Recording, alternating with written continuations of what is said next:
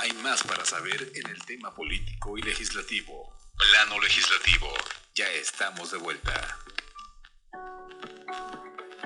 Gracias. Agradecemos a todos los conductores, a los automovilistas, a los taxistas, a los medios de transporte que están trabajando y que nos están sintonizando, nos están mandando saludos y que que nos agradecen los temas que aquí planteamos. Dicen los audios, les encanta. Y bueno, ya está con nosotros, le agradecemos su participación al analista Marco Antonio García desde la Ciudad de México. Marco Antonio, muy buenas tardes. Muy buenas tardes, René. Saludo con mucho gusto a ti, a Fernando y a toda tu audiencia.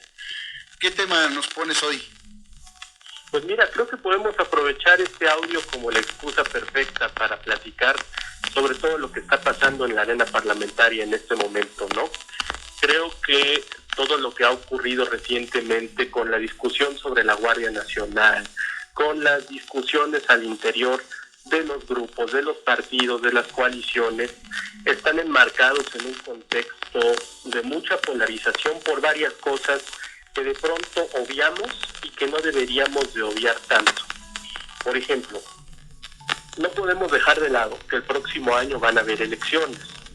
Una de ellas, una de las más importantes y en las que todo el mundo va a estar poniendo la atención, es la del Estado de México, pero no solo eso.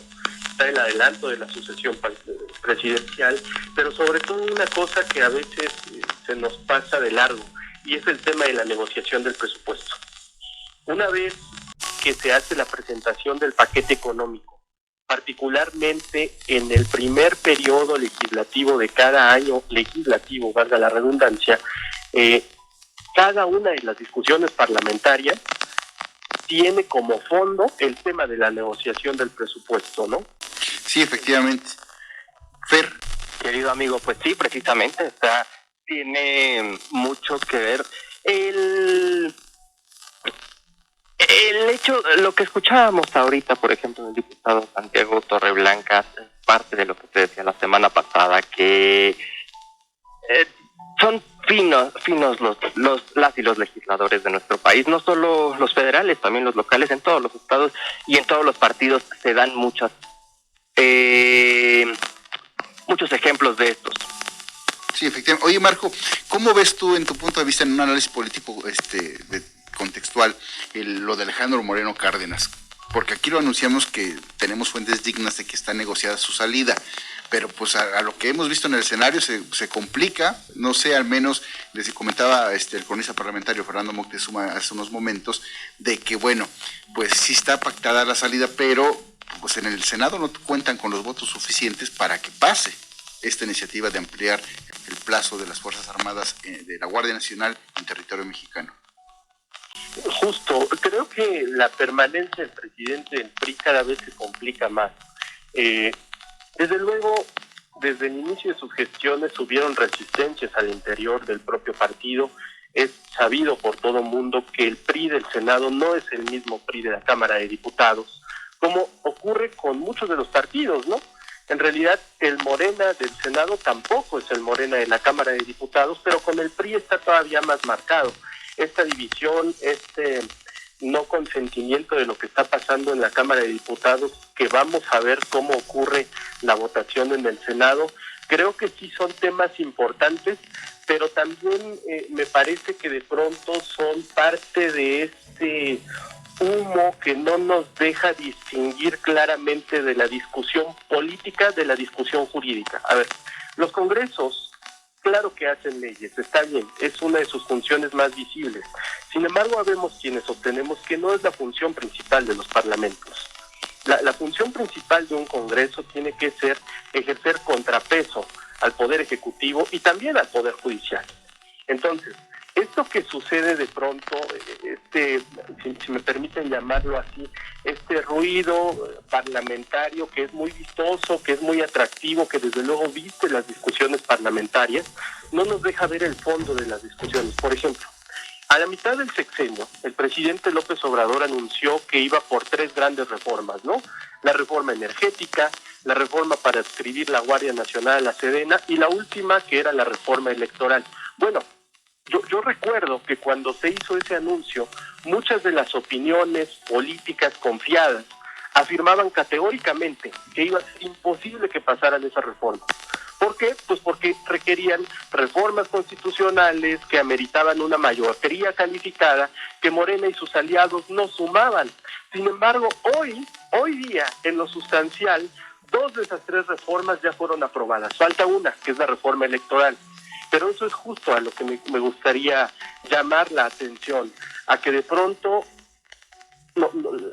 desde la vista jurídica, desde la perspectiva jurídica, los analistas se clavan más en la parte política y obvian esta parte. A ver, es claro que la reforma energética y la adscripción de la Guardia Nacional a la Sedena tendrían que ser hechas como reforma constitucional. Sin embargo, si hay una clara tendencia por parte del Poder Ejecutivo y el partido mayoritario a buscar la forma de burlar la norma, que era lo que quería decir este diputado panista, solamente que lo hizo de una forma un poco más excrementosa. No sé si excrementosa. Es cierto, a ver, hay cierto desprecio por parte del partido hegemónico en contra del orden normativo, pero eso es normal. Eso tiene que esperarse siempre de cualquier administración que ejerza el poder. Lo que no se vale es que la oposición haga este tipo de pronunciamientos, pero no los acompañen con iniciativas jurídicas.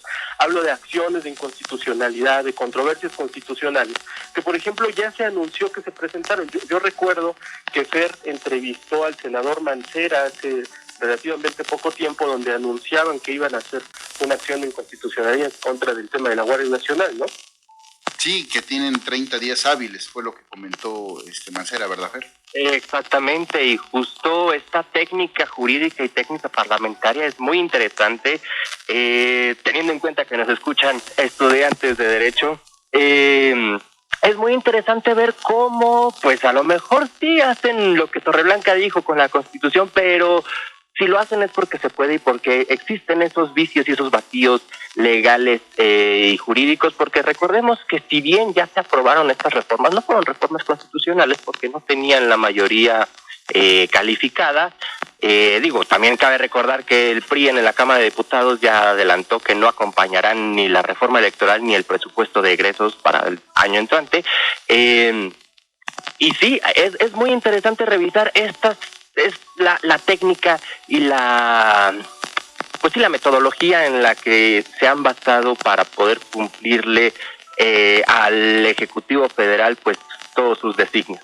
Efectivamente. Y es que claro, perdón, yo agregaría sobre esto, que insisto, decir que es antijurídico está bien, pero hay que acompañarlo con acciones.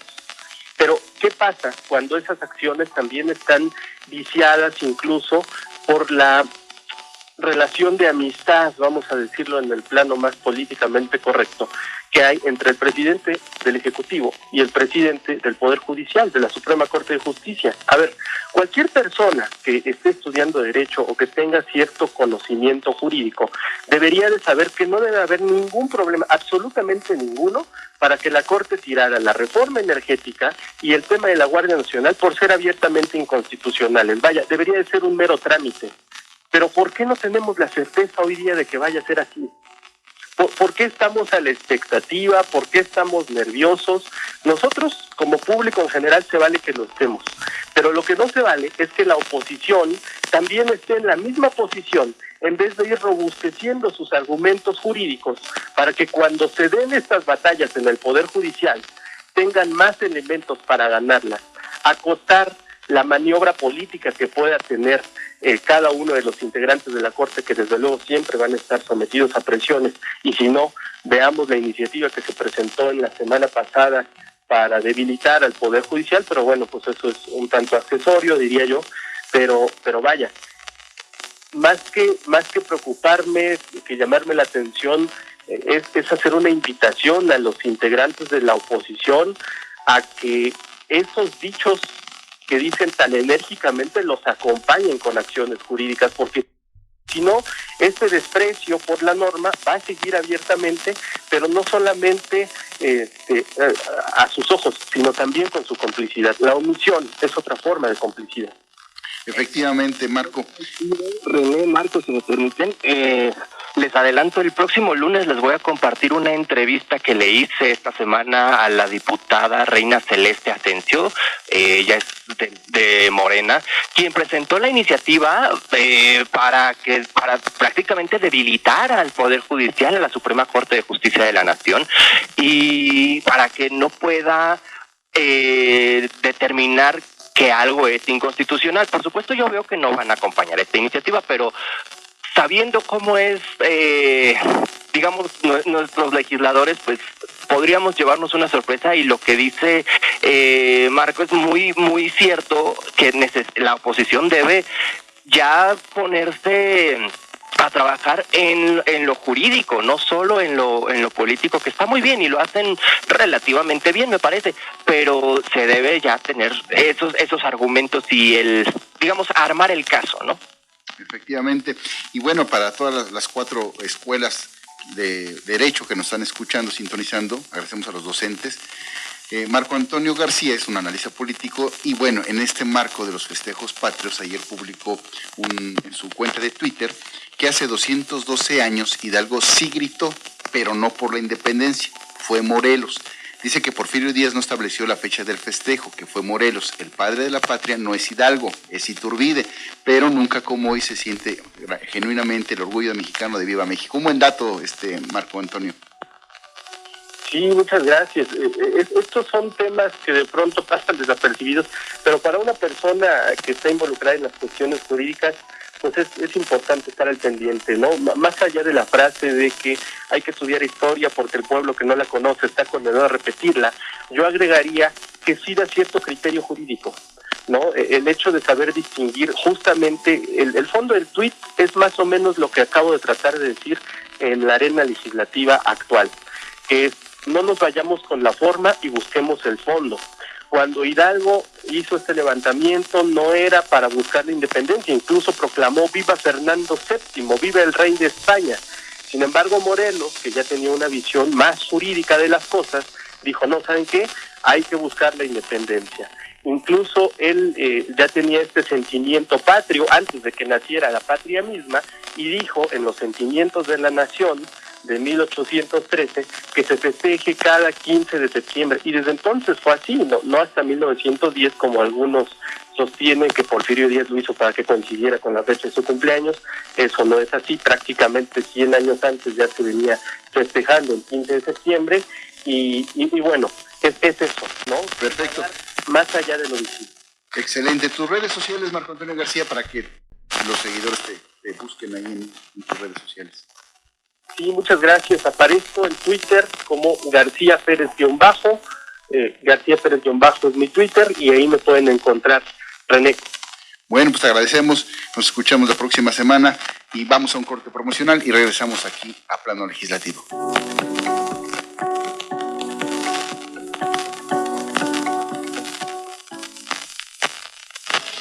Estás en el lugar correcto. Plano Legislativo.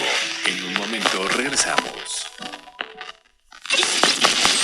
La reevolución radial que transforma tus sentidos. 98.1 FM.